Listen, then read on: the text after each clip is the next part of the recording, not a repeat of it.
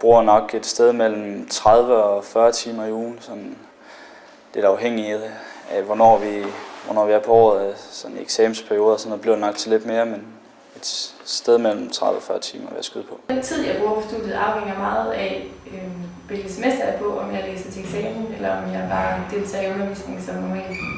Men nu her, hvor jeg læser til eksamen, og snart skal jeg op til eksamen, så bruger jeg nok 9 timer om dagen, jeg tror, samlet på studiet.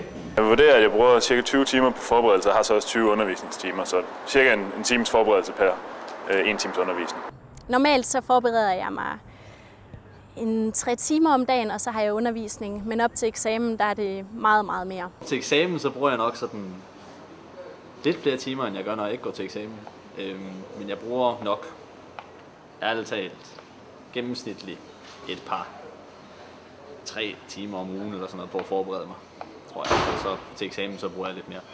Der er nogle fag, hvor jeg læser alt, hvor man er nødt til at læse alt. Og så er der nogle fag, for eksempel dem med ugeeksamener, hvor at det ikke gør noget, at man læser lidt mindre.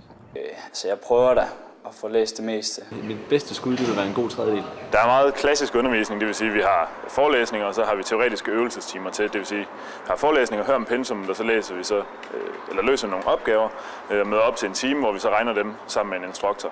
Jeg er i hvert fald glad for holdundervisning, hvor man sidder sådan i, faktisk ligesom på en handelsskole eller gymnasium, sådan klassevis, og hvor man sidder ikke så mange som i forelæsningslokale, og på den måde har man måske bedre mulighed for at få stillet spørgsmål og blive hørt i det, der gennemgås. Niveauet synes jeg egentlig er rimeligt, og sådan hvad man kan forvente, bortset fra når vi så går i gang med de store eksamener som anatomi og fysiologi, der bruger man lang tid på læsningen.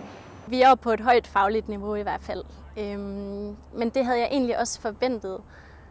Det er meget teoretisk, og det er meget, meget videnskabeligt, så det kan godt nogle gange være lidt tørt. Jeg læser på supplering lige nu over på et andet institut, en medievidenskab, og der er niveauet ikke så højt, som det er på medievidenskab. Men jeg synes, at niveauet er rimelig højt til eksamen. Altså det kræver rimelig meget af en, når man skal skrive de her opgaver om sommeren. Hvad jeg gerne vil, er at blive stor. Ja, det er svært at sige. Altså, som fysiker, mange af os ender ude i en virksomhed, hvor vi rent faktisk sidder og laver fysik. Noget med noget salg eller noget eksport for eksempel, og det er også derfor, jeg har valgt HR Int. Jeg kunne godt tænke mig at komme til at arbejde som programplanlægger på sådan noget som TV2 eksempelvis, og arbejde med hvilke programmer, der skal vises hvornår, og hvilke nye programkoncepter, der kunne være interessante at putte på tv. Jeg har en forestilling om, at jeg gerne vil arbejde med organisation og ledelse.